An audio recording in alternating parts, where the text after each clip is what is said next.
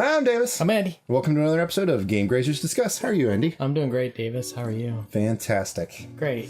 All right, so today's question comes from my very good friend, Break of Day Gaming. He asks, question for next discuss. What game made you really stop and think? I know that there are many games out there that can deal with tough ideas, and I'm curious to know what games you've played that made you think about certain things. What did it make you think? What did it make you feel? That's a deep question. It's very deep. Oh, man. I gotta think about that one for a second. I guess one of the first ones that kind of comes to mind is Thomas Was Alone, actually. Yeah. Kind of, like, was that, it's going to go into spoiler territory here if you haven't gone far enough again, because it's about, I mean, it's about little squares, but kind of, the idea is that they're artificial intelligence constructs. So, like, as the game progresses, like, some of them start sacrificing themselves in order to allow the others to gain, like, true sentience as they progress through the game. And kind of like, these are just representations of artificial intelligence. And here I am, like, sitting and questioning, like, well, what really is consciousness? What is, like, what is it to be? And I'm just like, eventually I just kind of had to stop. I'm like, A, I'm crying over squares. And B, I'm like, I'm having a semi-existential crisis while playing this game. So, but you know what does it is the narrator. Oh yeah, I mean, it's a huge part of that. That's a huge. I mean, without the narration and that part of the story, I definitely think that that kind of impacts things. But yeah, just the game kind of like when I was done, like I just had to stop, put it down, and just go and like think like about what it is to be. Yeah, just that, what it is to be. Did it shake your foundation? I wouldn't say it shook my foundation, but it definitely rattled it a little bit. Gave it a good couple whacks with a sledgehammer? Yeah, a couple of those. Yeah. How about you?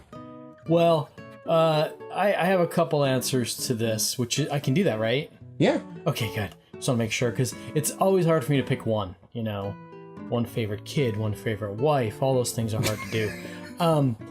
Anyway, so my first choice would be Silent Hill 2, which I think it's old enough that I can spoil the hell out of that.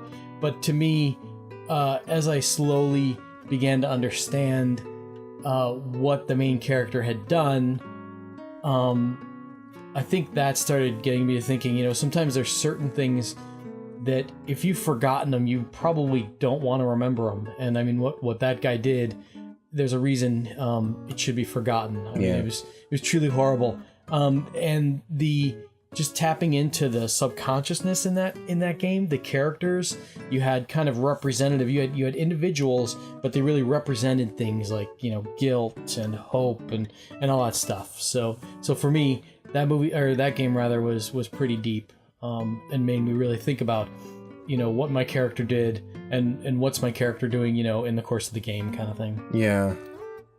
I know I've got to have more. I'll kick in my other one. This is an old PC game called Bioforge. Oh. And so what I thought was so interesting, you know, of course, at the time, this would have been early 90s, so graphics were something to be kind of, they weren't that great then still. But the main character, he was a cybernetic organism, and I think, for me, it touched on a lot of themes about, you know, what it is to be human, you know, much like Thomas Was Alone. And then the other thing was he was essentially a slave. And so to me, it was kind of weird that he was kind of a half human. And he was definitely kind of in the slave class. He was a research project, as I recall. Great game to kind of stimulate those sort of thoughts. I'd say Mass Effect gave me a few of those moments, just sort of, and I felt that Mass Effect did a lot better job in some areas of its Paragon Renegade mortality gauge than other games do, because there were some where it really wasn't, oh, this is good, this is evil. It's like, I have to choose between, like, the need of the many versus the need of the few kind of thing. You know, a couple, like, I'm trying to think, like, I've played 3, but I know how parts they go. Like, I always side with the Krogan. Like, like, I felt like, even though the Krogan are, like, this is, like, race of, like, mercenaries and everything, I'm just like, no, they got fucked, and I want to help unfuck them, but get them fucking. Whoa. Do you know the story of the program? No. Basically, they were this like race that grew up on this like super like harsh world. So they had like really high infant mortality rates because of the harshness of that. But when they finally got out in the universe, they just completely proliferated everywhere and started trying to take over the galaxy. And then basically they created a virus that made it almost unable for them to breed. I was about to say like the Spartans, but no, not like the Spartans. Yeah, like 1 in like 10,000 babies was viable. Wow. Kind of thing. Like they just could not replenish their numbers fast enough. So a lot of the games deal with what to do with the genophage, and I was always like, I was never torn about it. I'm like, I knew what I wanted to do, but it's sort of like, well, the Krogan aren't very nice people, and but I still don't think what happened to them was right. So, Knights of the Old Republic. I was playing a dark side character until I got to Kashyyyk. I can't be evil to Wookiees. They're just too cuddly. They're too cuddly. So interesting that you bring up 2 BioWare games. I mean, Dragon's Age is kind of the same. Yeah, I felt like those were they're almost like games that were novelizations. I always thought. So I think that the fact that they had impacts like that on you tell you a lot about what quality games they were. Yeah, like I'm sure there are others, but those are the ones that kind of like stand out as like when I kind of was done with moments. I'm sort of like, okay, I need to kind of just like pull away. And then there are games like with emotional moments, like, you know, Aerith dying and Final Fantasy XIV, spoiler, what is probably my saddest Final Fantasy death, Fortom dies protecting you. And like as he's dying and you're like crying, he's like, no, don't cry. A smile better suits a hero. And I'm like, fuck you, Square Enix!